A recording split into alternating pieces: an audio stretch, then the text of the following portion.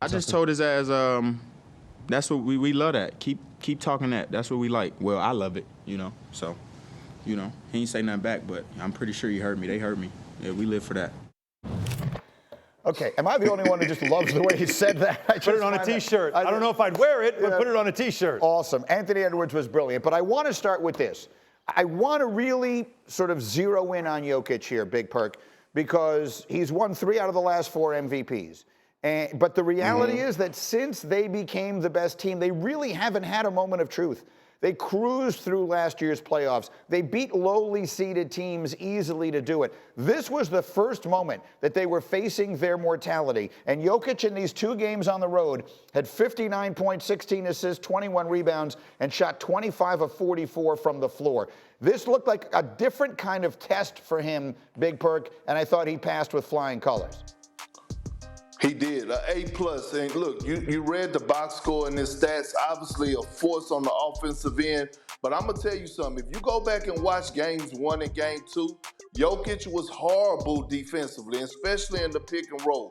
And then when you look at game 3 and game 4, he was a lot better. We saw in that clip the way that they ended the second half. He was the one that got that steal on Anthony Edwards when Michael Porter got that dunk at the other end of the floor. His defense have elevated. Now, Anthony Edwards is going to continue to put Jokic in the pick and roll, but can we give Jokic a lot more credit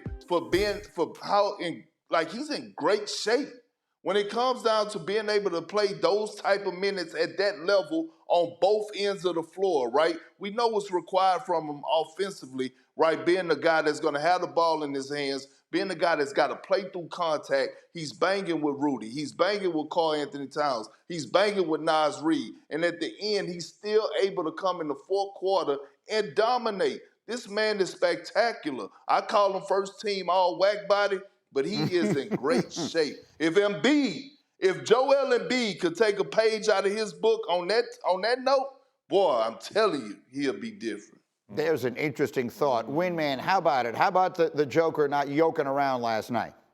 Are you going to just keep going? This was a supreme performance by a champion. My kids are rolling their eyes. I know, it's embarrassing. Tremendous. Sorry, Wendy, go ahead. Absolutely tremendous. 16 points in the fourth quarter of this game, the most he's ever had in a playoff game in his illustrious career. And look, I thought Minnesota, they did some good things. I thought they had some good defensive possessions. Ant had 44. They just couldn't make a dent. And if the Wolves lose this series, it won't be because they lost this game. I want to go back to Friday in Game 3. They were not ready to play. I don't know if in my career I've ever been more interested to see how a team ahead 2-0 would handle a Game 3. They had 3 days to wait around and get everybody to praise them. They didn't come out ready to play, made a bunch of turnovers out of the gate, got down by 15 on their home court in the first half. If they can't win 2 of these next 3 games, I'm going to remember Game 3 and Jokic's fourth quarter last night.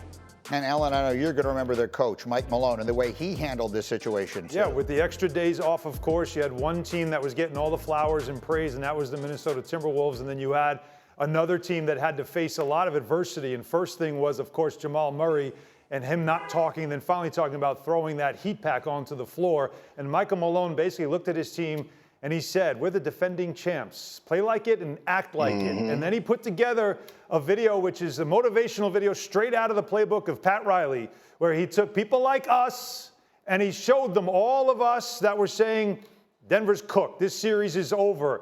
They're not going to have a dynasty. It is done. And he let them see it. And he let them sit there and simmer in it. And they were ripping the door off the hinges to get out of that game for Game 3. Minnesota had no chance in Game 3 because they had no idea what was coming. Nikola Jokic led the way because an MVP shows that he can take it to another gear that no one else can. And he did that this weekend. This was a moment of truth weekend for him, not just for this team, but for him, because he has really never faced that kind of adversity. And he let everybody know, including Rudy Gobert, the Defensive Player of the Year, no one can guard me. Interesting, the psychology that's at play here, too. You've got the 2 coaches who were down 2-0 in their respective series. and who are both excellent coaches, look how differently they handle their circumstances because they know their teams. Right. Rick Carlisle basically said to his team by telling the world, we're getting screwed. This is not about us. It's about external factors. Mike Malone handled his team by saying, we're not showing up, and sort of pointed to all that. So I just find that part of it interesting. That said, who's in control now? It's 2-2. Denver's got home court back. Anthony Edwards was brilliant last night. You can't blame him. Who's got control of that? I think Denver's in control. And as much as we talk about Nikola Jokic leading the way as a 3-time MVP in the league, I also think you got to look at the way Jamal Murray responded.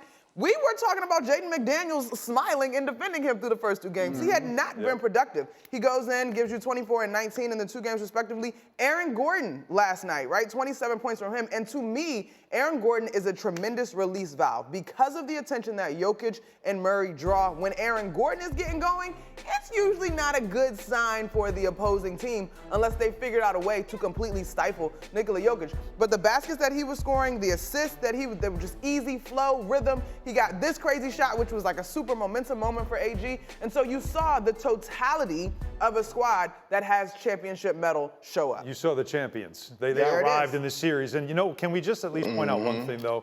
I love Anthony Edwards. Oh, love him. Let's go. Yeah. Like, finally we have a star in the league that wants to smoke, that wants to talk trash. He got face-to-face with Kevin Durant. He let him know, you're too old, you can't guard me. And now he's doing it with Jamal Murray. He wants this stuff, and I think it's great because we were in a part of the league where it's all hugs and kisses and stars are friends and nobody wants to upset each other. Now hand-checking's back, the game's getting physical, and stars are back to talking trash. I want more of it. Thank God for Anthony Edwards. Wanna try to boast at what I look like. Think I'm gonna try to wear, I pull up all brains. Jimmy with the heat, I'm on fire. It's NBA, I'm a